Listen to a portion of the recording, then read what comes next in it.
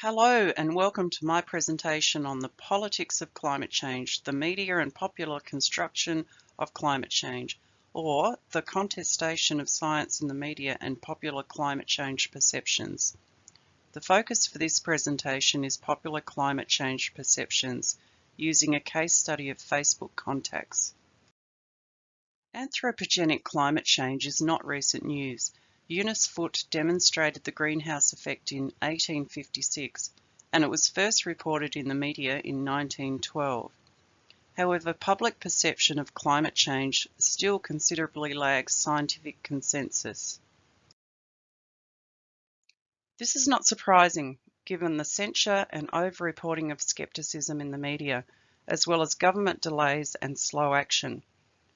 For example, starting in 1992, the Kyoto Protocol to the United Nations Framework Convention Climate Change was developed to commit states to mitigate climate-changing greenhouse gases.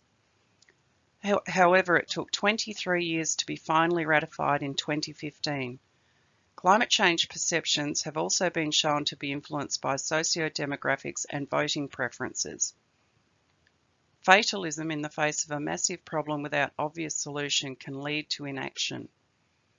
It is critical that the public are given appropriate information on climate change issues and solutions, because accurate public perception is important for climate change mitigation and adaptation.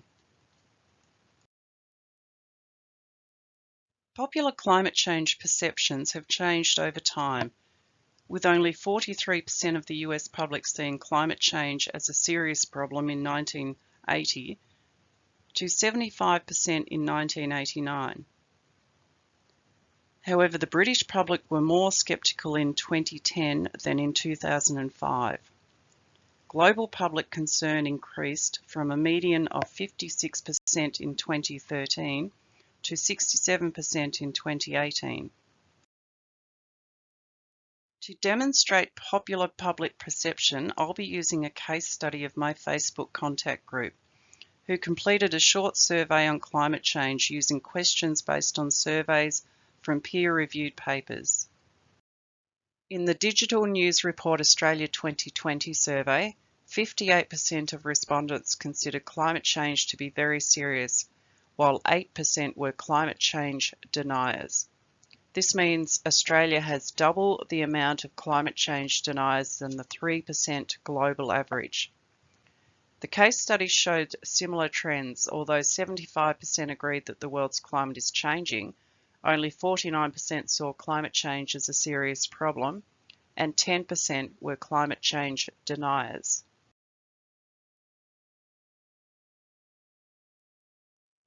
While there is no discernible age difference for belief that climate change was happening, younger, educated people were more likely to see climate change as serious, and older, less educated people were more likely to be skeptical of climate change.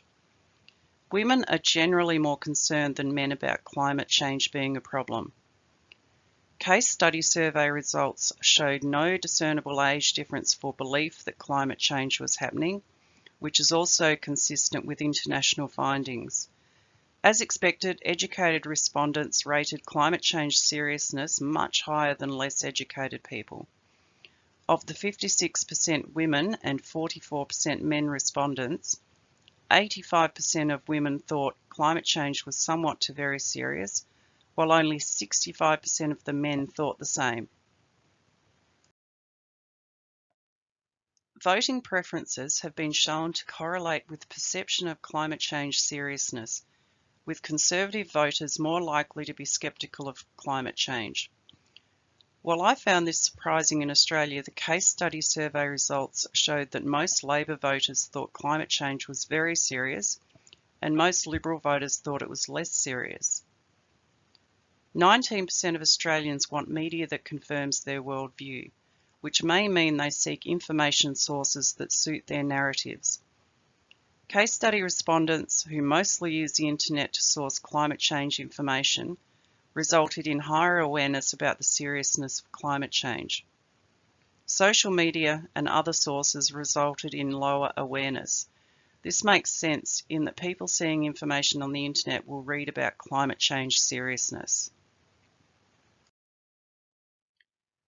There is confusion over scientific consensus about climate change happening, as well as the human cause.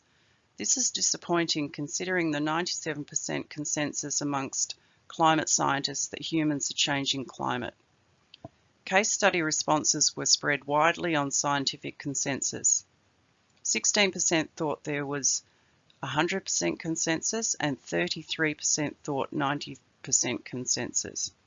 49 of respondents thought that climate change is partly caused by natural processes and partly caused by human activity, with 32% selecting entirely caused by human activity and 12% entirely by natural processes. Even though human-induced climate change has been reported for over a century, there are still sceptical public perceptions. Australia has double the global average of climate change deniers, and this could be explained by media influence causing doubt about scientific consensus and human causes of climate change. We need accurate public perception for action on climate change mitigation and adaptation.